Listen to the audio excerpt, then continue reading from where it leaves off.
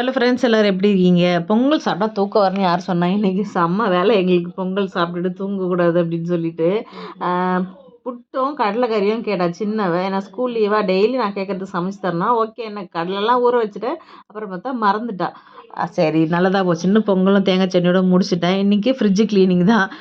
ஃப்ரிட்ஜில் இருக்க பொருள்லாம் எடுத்து வச்சுட்டு அந்த ஸ்பேர் பார்ட்ஸ் எல்லாம் கழட்டி அழகாக உட்காந்து கழுவி காய வச்சுட்டு அப்புறம் இதை தொடச்சி நீட்டாக பண்ணிட்டா. ஸ்கூல் லீவ் விட்டதும் போதும் என்னை வேலை வாங்குறதும் போதும் அப்படின்னு திட்டிகிட்டே வேலை செஞ்சுட்டு இருந்தா பெரியவ.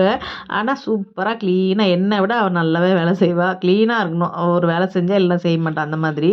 சின்னவ எப்படின்னா அப்படியே ஆப்போசிட். இவ க்ளீன் பண்ணுவா, அவள் குப்பையாக்குவா. எதாவது நடந்து நான் உள்ள கிச்சன்லாம் க்ளீன் பண்ணியிருந்தா அவள் ஃப்ரிட்ஜை க்ளீன் பண்ணா. பசங்க ஸ்கூல் லீவ் விட்டால் இது மாதிரி டெய்லி ஏதாவது ஒரு வேலை கொடுங்க. இல்லைன்னா ஃபோன் பார்க்குறது, டிவி பார்க்குறது இதே வேலையாக இருக்காங்க. ஆம்பளை பசங்க பொம்பளை பசங்கள்லாம் கிடையாது.